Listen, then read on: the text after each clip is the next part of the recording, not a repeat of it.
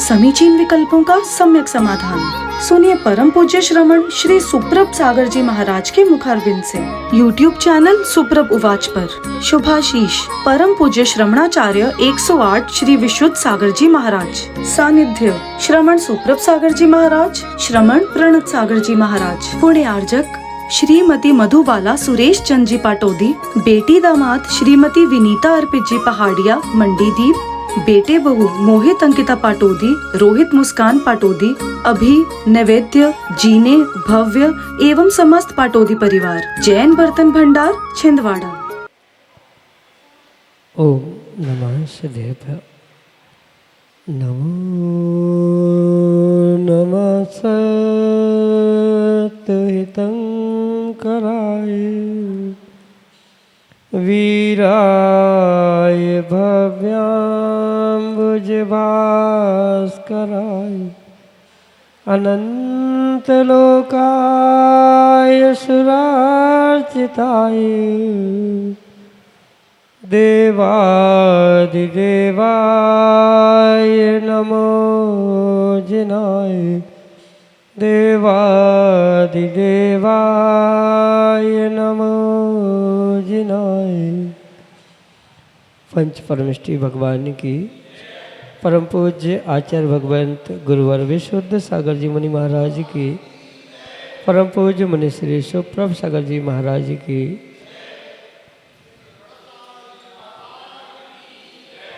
समीचीन विकल्पों का सम्यक समाधान, सम्यक ज्ञान की वह अनूठी विधा जिसके माध्यम से हम सभी अपने मन में उठने वाले अनेक समीचीन विकल्पों का सम्यक रूप से समाधान प्राप्त करके अपने मन को निर्विकल्प बनाने का पुरुषार्थ करते हैं।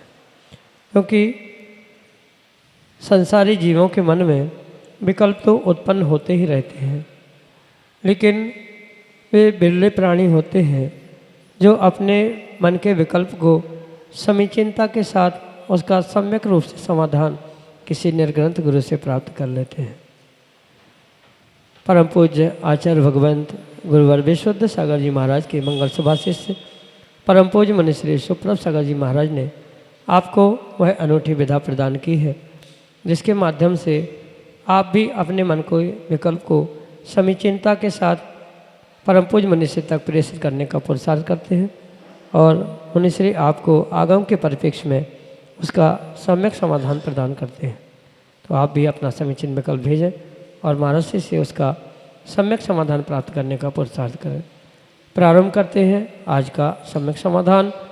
और आज के पहले विकल्प के लिए आष्टा मध्य प्रदेश से अनन्य गुरु भक्त परिवार डॉक्टर मगन जैन, श्रीमती चंदा जैन महाराज के चरणों में बारंबार नमोस्तु निवेदित करते हुए अपना समीचीन प्रश्न रख रहे हैं कि महाराज जी, महामह पूजा का क्या महत्व होता है एवं कार्तिक माह की अष्टानिका में इसकी अनिवार्यता क्यों? हमारे समीचीन विकल्प का सम्यक समाधान करने की अनुकंपा करें। नमोस्तु महाराज जी, नमोस्तु। ओम नमः सिद्धम। परम पूज्य आचार्य भगवान गुरुवर विशुद्ध सागर जी महाराज की, परम पूज्य मुनि श्री सुप्रभ सागर जी महाराज जी की। कार्तिक फाल्गुन साढ़े के अंत 8 दिन माही नंदीश्वर सुरजात है हम पूजे उठाए। ये जो पंक्ति नंदीश्वर द्वीप पूजन के निमित्त से आपने पढ़ी होगी, सुनी होगी। उस नंदीश्वर द्वीप संबंधी जो 3 बार यानी वर्ष में 3 बार जो अष्टानिका प्राप्त होती है या अष्टानिका पर्व प्राप्त होता है, उन अष्टानिका पर्व के निमित्त से ही ये विशेष पूजा अष्टानिका में नंदीश्वर द्वीप में जाकर स्वर्गों के देव सम्यक दृष्टि देव करते हैं। और इसलिए ये कार्तिक, आषाढ़ और फाल्गुन मास के इन 3 समय पे अंत के 8 दिनों में ये महामह पूजा की जाती। नंदीश्वर द्वीप में अष्टानिका पर्व के निमित्त से जो जाप प्राप्त होते हैं, वहाँ इसके 8 संज्ञाएँ आचार्य भगवंतों ने दिए। उसमें ही एक महामहम उस पूजन की या जाप के से निमित्त से प्राप्त होने वाली उस अष्टानी का पर्व का एक नाम है, एक संज्ञा है, जिसके कारण से ये जो पूजा है महामहन पूजा आदि कही जाती है। क्योंकि देवों के द्वारा विशेष रूप से अष्टानिका में नंदीश्वर द्वीप में पहुंचकर भगवान की अकृत्रिम उन 52 जिन चैत्यालयों की आराधना, पूजन, अभिषेक आदि की जाती है। इसलिए सामान्य रूप से ये महान पूजा है, महामह पूजा है। इसलिए इसकी संज्ञा भी जो आगम में आचार्य भगवंतों ने दी है, उसको भी इसी प्रकार से जोड़ते हुए इस अष्टानिका पर्व के निमित्त से किए जाने वाले इस आराधना को महामह पूजा कहा जाता है। दूसरी बात, कार्तिक माह में ही विशेष रूप से इसको मनाया जाता है, ऐसा नहीं है।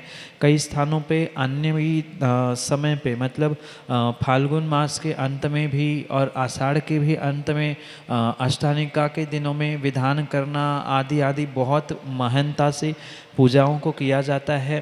पर कार्तिक माह में अगर कोई ये कहे कि महत्वपूर्ण है या अभी अनिवार्य है, तो वहाँ पर नया वर्ष प्रारंभ होता है। महावीर निर्वाण महोत्सव के अपेक्षा से वह उसके उपरांत नया वर्ष प्रारंभ हुआ उसी कार्तिक माह में, और उसके अंत के बाद के 8 दिनों में, मतलब वर्ष का पहले ही 15 दिन का, ये 8 दिन का ऐसा समय है कि जहाँ विशेष पूजा होती है। हो सकता है इस कारण से वर्तमान के परिप्रेक्ष्य में उसे कार्तिक में विशेषता से कहा जाता है, या कार्तिक माह की अष्टानिका में उसे अनिवार्यता से कहा जाता है। पर ऐसा कोई आगम में प्रमाण नहीं है कि ये महामह पूजा मात्र कार्तिक माह के अष्टानिका में की जाती है।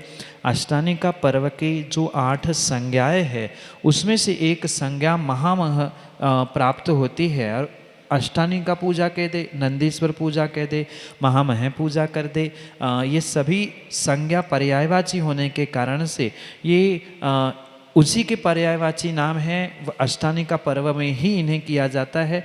और रही बात कार्तिक माह की, तो कार्तिक माह में दिवाली के उपरांत नया निर्वाण महोत्सव मनाने के बाद पहला कोई विशेष अनुष्ठान होना चाहिए, इस अपेक्षा से वहाँ उसकी विशेषता कही है। पर तीनों पखवाड़े में, मतलब तीनों समय में किए जाने वाले अष्टानिका पर्व को महामह पूजा ही कहते हैं, और वो भी विशेष पुण्य रूप से फल देने वाली हो सकती है।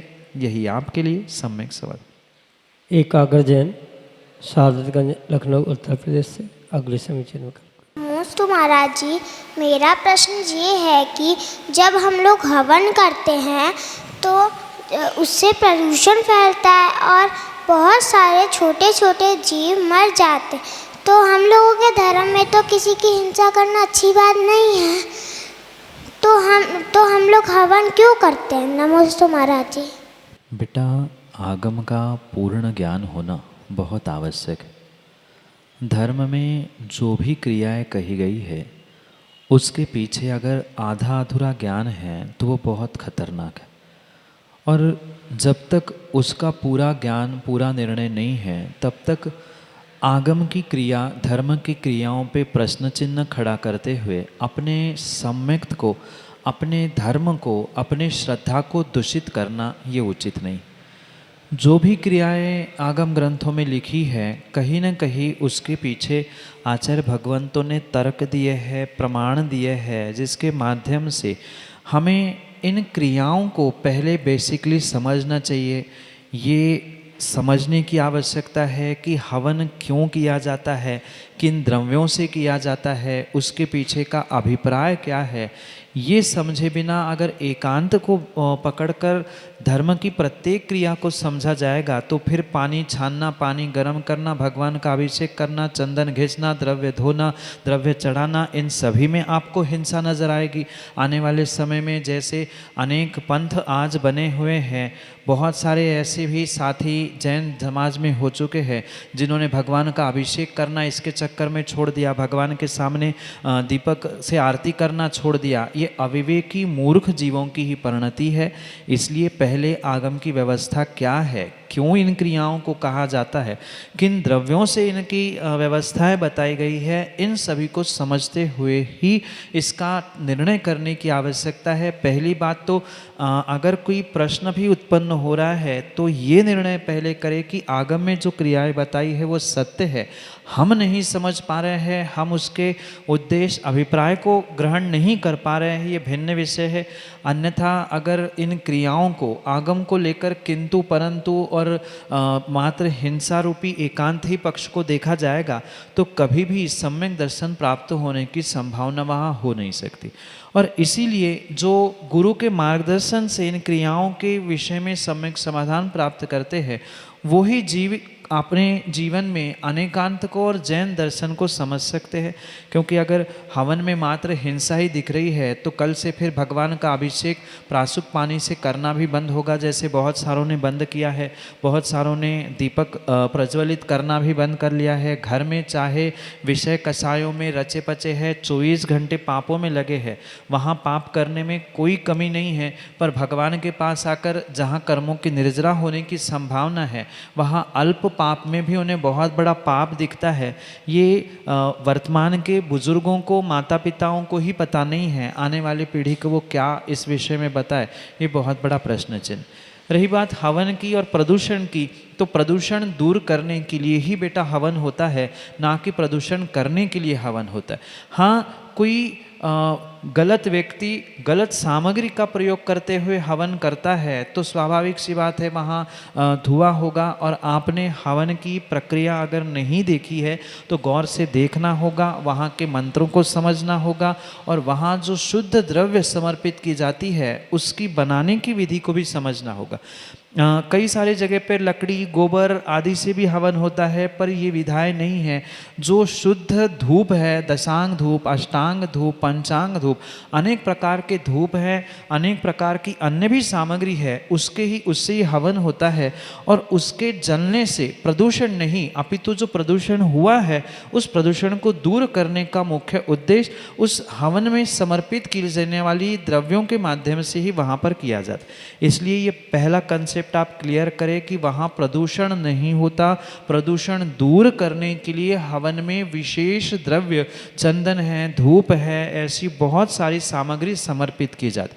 कुछ ना कुछ ईंधन वहाँ चाहिए ही, इसलिए शोधन की हुई विशिष्ट प्रकार की लकड़ियों का ही वहाँ पर प्रयोग किया जाता है, जिसमें कम से कम जीवों की हिंसा हो, ये विवेक वहाँ पर रखा जाता है। अगर हिंसा इसके पीछे का उद्देश्य होता तो हमारे आचार्य भगवंतों ने, मुनि भगवंतों ने इसका उपदेश क्यों दिया होता। पूजा विधान जब भी होता है, जब भी कोई विशेष अनुष्ठान होता है, उसका समापन पूर्णाहुति, हवन आदि क्रियाओं से ही होता है। अनेक प्रकार की हवन विधाएं आगम में लिखी हुई है, जैसे कुछ दिन पहले आपने जल हवन भी देखा, और भी बहुत सारी ऐसी हवन की भिन्न भिन्न प्रक्रिया आगम में लिखी है। तो उद्देश्य और अभिप्राय से ही व्यक्ति को कार्य होता है। जब हवन से पाप लग रहा है तो सुबह शाम रोटी बनाते समय फिर माँ को तो कितना पाप लगना चाहिए। घर में जो अन्य भी क्रियाएं हो रही है तो उसमें तो पल पल हिंसा हो रही है। तो ये भी विवेक रखने की आवश्यकता है। वहाँ हिंसा का उद्देश्य नहीं है, वहाँ हिंसा से बचने के लिए, प्रदूषण से बचने के लिए की जाने वाला ये विशेष प्रयोग है। जो अविवेकी जन हैं, घंटों घंटों हवन जल रहा है या दीपक भी भगवान के सामने प्रज्वलित किया है, चित्र के सामने रखा है, तो सुबह से लेकर शाम तक दीपक जल ही रहा है, तो ये अविवेक की क्रिया है। वहाँ हिंसा होगी, वहाँ प्रमाद होने के कारण से हिंसा है। पर इन क्रियाओं में जैसे शोधन करते हुए लकड़ी को हवन में रखना, शोधन करते हुए धूप का समर्पण करना, जो प्रदूषण दूर करने के लिए, अंतरंग और बाहर दोनों प्रदूषण को ठीक करने के लिए निमित्त बनता है, कहीं ना कहीं उसके उद्देश्य को समझते हुए ही इसके पीछे के अभिप्राय को समझना होगा। मात्र हिंसा करना उसके पीछे का बिल्कुल भी उद्देश्य नहीं है। हिंसा का अर्थ आचार्य भगवंतों ने प्रमाद कहा है। इन क्रियाओं को करते हुए अगर प्रमाद किया जा रहा है, बिना देखे, बिना सोचे, बिना विवेक के किया जा रहा है, तो अवश्य ही वहाँ पर हिंसा है। ये ना हो इस हिंसा से, पापों से, दुखों से और प्रदूषण से बचने के लिए ही मुख्यतः से हवन होता है। पर विवेक पूर्वक इनके अभिप्राय को समझा है तो ही उसका फल जीव प्राप्त कर सकता है। अन्यथा पूजन पाठ की प्रत्येक क्रियाओं में अगर व्यक्ति को हिंसा दिखेगी तो वह कभी पूजन पाठ सच्चे तरीके से कर ही नहीं सकता। आचार्य भगवंत ने इसलिए स्पष्ट लिखा है कि बहुत सारे पुण्य के लिए अल्प सावध्य करना ये श्रावक का कार्य है। आप कोई मुनिराज नहीं है, श्रावक है। श्रावक के लिए जो 3 प्रकार की हिंसा छूट रूप कही है, मात्र संकल्पी हिंसा का उनका त्याग है। विरोधी हिंसा, उद्योगी हिंसा और आरंभी हिंसा, इन तीनों का त्याग श्रावकों का पूर्ण रूप से नहीं होता। ये एक धार्मिक क्रियाओं में प्राप्त होने वाली पूर्ण रूप से संकल्पी नहीं, अपितु एक सावध्य रूप से प्राप्त होने वाली हिंसा है, जिसका आने वाले समय में प्रायश्चित लिया जाता है। और बेटा ये भी आप अच्छे से पूछना, जो हवन कराने वाले होते हैं और करने वाले होते हैं, उसके उपरांत प्रतिष्ठाचार उसमें लगे हुए दोषों के लिए प्रायश्चित देता है और स्वयं प्रतिष्ठाचार गुरु के पास आकर पुनः प्रायश्चित लेता है। ये विधा भी उसके साथ है। ये सब अनेकांत से समझेंगे तो ही आगम की इन क्रियाओं का आप पूर्णता से निर्णय कर सकते हैं। यही आपके लिए सम्यक समझ। रूपम जैन, लखनऊ उत्तर प्रदेश से अगली समीक्षा में। दोनों मुनिराजों के चरणों में नमोस्तु नमोस्तु नमोस्तु। महाराज जी, मेरी शंका ये है कि हरी मटर होती है, वो सब्जी में आती है कि अनाज में आती है, और हरी मटर और सूखी मटर में क्या अंतर है?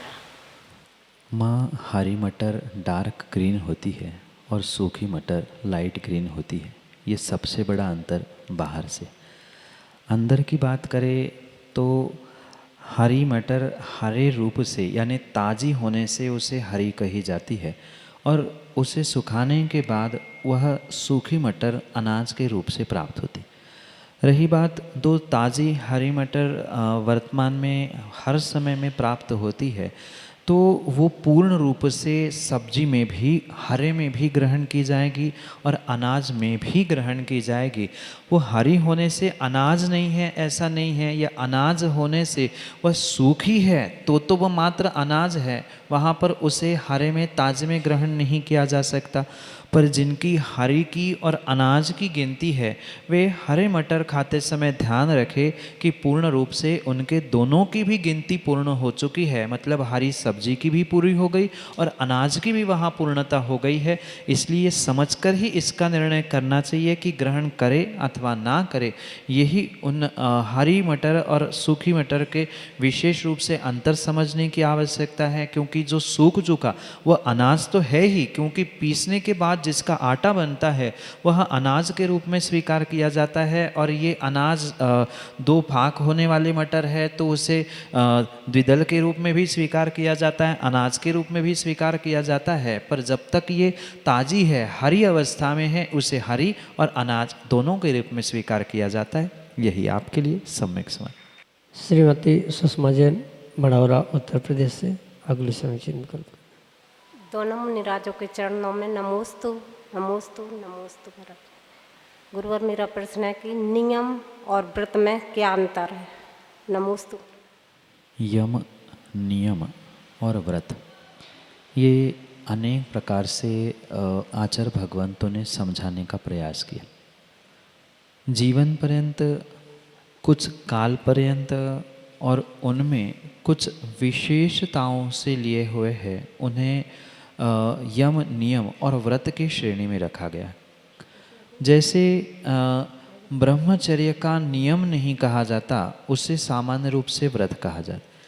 अगर इसकी ही विशेषता हम समझे कि व्रत और नियम में भिन्नता, तो अगर गहराई से समझा जाए तो उसमें कोई अंतर नहीं है, क्योंकि व्रत भी एक प्रकार का नियम है और नियम भी एक प्रकार का व्रत है। पर कहने में जैसा आता है, जैसे किसी ने एक दिन के लिए कुछ वस्तु का त्याग कर लिया, तो वस्तु का त्याग उसका मात्र नियम के रूप में स्वीकार किया जाता है, ना कि व्रत के रूप में स्वीकार किया जाता है।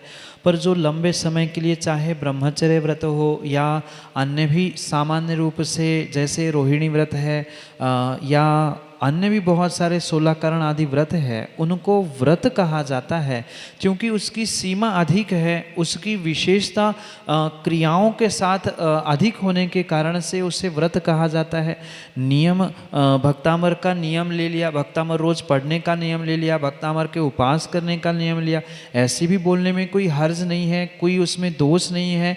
पर ये पक्का है कि कुछ विशेषता के साथ उन्हीं क्रियाओं को जब लंबे समय तक किया जाता है उन्हें व्रत के श्रेणी में लिया जाता है, और सामान्य रूप से जो संकल्प किया जाता है वह नियम के अंतर्गत रखा जाता है। क्योंकि चाहे व्रत हो, चाहे नियम हो, चाहे यम हो, सभी में संकल्प ही प्रमुख हुआ करता है। मन का संकल्प जैसा है, जिस उद्देश्य जिस अभिप्राय से उस संकल्प को किया जाता है, बिल्कुल बिल्कुल उसी प्रकार से उसे कहीं यम, कहीं नियम, कहीं व्रत के रूप में स्वीकार किया जाता है। जैसे संलेखना के विषय में भी आपने सुना होगा, यम संलेखना, नियम संलेखना, जो कुछ समय के लिए होता है, जो पूरे जीवन पर्यंत के लिए होता है, इसकी अपेक्षा से भी यह यम और नियम में अंतर किया जाता है। ऐसे ही व्रत और नियम में भी अंतर करने की मात्र शब्दों की अपेक्षा से अंतर है। संकल्प की अपेक्षा से समझा जाए तो दोनों में ही संकल्प निहित है कि इतने दिन तक ये नहीं करेंगे, ये संकल्प नियम के अंतर्गत भी और उसकी ही विशेषता से क्रियाओं से जोड़ रहा है तो उसे व्रत के साथ भी जोड़ा जाता है। जैसे उपवास का नियम लिया, पर मात्र उपवास का नियम लिया, ये तो नियम में हो, और वही भक्तांबर के उपवास कर रहे हैं तो भक्तांबर का पूजन भी करना पड़ेगा, विधान भी करना पड़ेगा, पाठ भी करना पड़ेगा। इन विशेषताओं के साथ जब उपवास की क्रिया जुड़ रही है, नियम जुड़ रहा है, संकल्प जुड़ रहा है, तो उसे भक्तांबर का व्रत उपवास पूर्वक कहा जाता है। तो यही दोनों में आपके लिए सम्यक समाधान से अंतर। विजय जैन काला, सादतगंज, लखनऊ, उत्तर प्रदेश से अगले समीचीन को। नमोस्तु गुरुदेव, नमोस्तु गुरुदेव, नमोस्तु गुरुदेव। गुरुदेव, मेरा शंका थोड़ी हुई। आपने जैसे कहा कि कल परसों में अपने प्रवचन में भी कहा कि हम लोगों को पूजा पाठ, नियम संयम जो भी है निराकांक्षित करनी चाहिए, बिना कामना किए हुए सिर्फ मोक्ष मार्ग के पथ पे चलने की कांक्षा के साथ करना चाहिए। लेकिन जो लोग रोग, शोक, दुख, दारिद्र्य आदि से पीड़ित हैं, वो जन क्या करें? वो जन क्या करें? वो फिर मिथ्या मत के पास जाएंगे। ऐसा प्रश्न मैंने आचार्य विमल सागर जी महाराज से भी किया था, और उन्होंने कुछ बातें कही थी। बोले इस तरीके से अगर हम अपने धर्म का पालन करेंगे, इस तरीके से माला पाठ करेंगे तो हमारे रोग शोक दूर होंगे। लेकिन जिस तरीके से आपने बताया उससे मेरे मन में एक जिज्ञासा आई कि ऐसा जो कह रहे हैं आप, तो क्या करें फिर हम लोग? आचार्यों ने कहने के, समझने के अभिप्राय को ही नय कहा है, और जब तक नय की अपेक्षा, कहने वाले की अपेक्षा, समझने वाले की अपेक्षा स्पष्ट नहीं है, तब तक आगम का कोई भी रहस्य व्यक्ति, श्रावक, ज्ञानी पुरुष भी नहीं समझ सकता। इसलिए जो आगम में व्यवहार नय, निश्चय नय की मुख्यता से जो भेद कथन के किए गए हैं, वस्तु के भेद नहीं है, क्रियाओं के भेद नहीं है, कथन के ये भेद है, तो इन कथन के भेदों को बहुत विवेकपूर्वक समझने की आवश्यकता है। व्यवहार ने से तो श्रावक प्रत्येक कार्य कहीं न कहीं अपेक्षा, इच्छा को लेकर ही करता है। गुरु के भी पास जा रहा है, भोजन भी कर रहा है या कोई अन्य भी कार्य कर रहा है, तो कुछ न कुछ उद्देश्य लेकर पहुंचता है। पर जब हम वास्तविकता में, सत्यता में निश्चय नय की बात करेंगे तो आचार्य भगवंत इतना तक कहते हैं कि मोक्ष मार्ग पर चलने वाले, मोक्ष मार्ग के पथिक को मोक्ष की भी आकांक्षा नहीं करनी चाहिए, क्योंकि आकांक्षा करने से, इच्छा करने से तुम्हें मोक्ष भी मिलने वाला नहीं है। इसके लिए आपके लिए स्वरूप संबोधन प्रमाण रूप भट्ट अकलंग स्वामी का मात्र 25 श्लोक प्रमाण ग्रंथ है, उसमें वे स्पष्ट कहते हैं, यस्य मोक्षेपि नाकांक्षा स्वमोक्षमधिगच्छति इति त्वाहतांग्रेषि कांक्षा न क्वापि योजित। हे मित्र, अगर तू मोक्ष की भी इच्छा करता है तो तुम्हें मोक्ष की इच्छा से मोक्ष मिलने वाला नहीं है। तू पुरुषार्थ करते रहना, और पुरुषार्थ का फल अगर सम्यक पुरुषार्थ करेगा तो पुरुषार्थ का फल तुम्हें सम्यक रूप से मिलेगा ही मिलेगा, उसमें किसी प्रकार से कोई त्रुटि रह नहीं सकती। जब मोक्ष की ही इच्छा करने के लिए निश्चय से मना किया गया है तो फिर सांसारिक सुखों के बारे में कल्पना करना, इच्छा करना, ये कैसे संभव हो सकता है। इसलिए पुनः पुनः ध्यान रखें कि कथन कथन में अंतर है। जहाँ ये कहा जाता है कि अमुक मंत्र आराधना करने से, अमुक कार्य करने से ये सिद्ध होता है, ये सत्य है, ये होता हुआ भी देखने में आया है, पर किन्हीं लोगों ने ऐसा पुरुषार्थ नहीं किया। जिनको ऐसा सिद्ध हुआ उन्होंने सिद्ध करने के लिए या अपने रोग दोष सुख दूर करने के लिए नहीं किया। जैसे मैना सुंदरी का ही दृष्टांत सामने है, सिद्ध चक्र की आराधना की, पर सिद्ध चक्र की आराधना मात्र निर्मल भावों से सिद्धों की अरहंतों की आराधना करते हुए ही उसने की।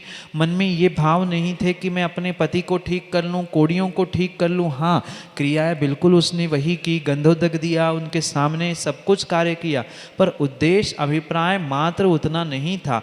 पुनः इसको स्पष्ट समझे कि जो गाड़ी आपको 200 किलोमीटर ले जाने की शक्ति रखती है, आप बीच में अगर 100 किलोमीटर में उतरना चाहो तो क्या 100 मीटर तक गाड़ी नहीं चलेगी? क्या स्वाभाविक रूप से चलेगी? चलेगी। बिल्कुल ऐसा ही है कि भगवान के जप तप भक्ति आराधना विधान आदि सब करने से जब साक्षात कर्मों की निर्जरा होते हुए मोक्ष तक जाया जा सकता है, तो फिर संसार के दुखों से रोग शोक से क्यों नहीं दूर हुआ जा सकता? हुआ ही जा सकता है। पर यह पक्का मानना कि आप गाड़ी को 100 ही मीटर तक चलाने की शक्ति रखोगे तो वो कभी आगे बढ़ने की सामर्थ्य ही उसमें प्रकट नहीं हो सकती। इसलिए जो सच्चाई है उस सच्चाई को समझते हुए ही कार्य करना चाहिए, क्योंकि भगवान की भक्ति आराधना पूजन पाठ विधान से बहुत अचिंत्य फल मिलता है। आचार्य ने इतना तक लिखा है कि अरिहंत भक्ति से पुराने कर्मों की भी निर्जरा सहजता से होती है, तो फिर वर्तमान में जो दुख दरिद्रता दिख रही है वह श्रद्धा पूर्वक अगर करता है तो उनका भी दुख दरिद्रता भी नष्ट होने की संभावना है। पर हमेशा व्यक्तियों के साथ, श्रावकों के साथ और दीन दुखियों के साथ यही होता है कि वो यही सोचता है कि मेरा दुख ठीक हो जाए, मेरा दुख ठीक हो जाए, तो वह दुख तक तो पहुंच ही नहीं पाते हैं। ये एक ब्रह्मांड की ऊर्जा का नियम है कि आप जो इच्छा करोगे वैसा ही कार्य होगा। जैसे किसी ने कहा मेरा दुख ठीक हो जाए, मुझे दुख नहीं होना चाहिए, मेरा शोक नहीं होना चाहिए, मुझे रोग नहीं होना चाहिए। प्रकृति या कोई नकारात्मक बात स्वीकार नहीं करता, वो वही सुनता है दुख दुख दुख, और दुख को दुख लेकर ही बैठेंगे। दुखी जन दुखी का, रोगी जन रोग का दुख लेकर बैठेंगे। तो जो असाता वेदनी का कारण आचार्यों ने कहा है दुख शोक तापा क्रंदन, उससे पुनः दुख से दुख ही प्राप्त होता है।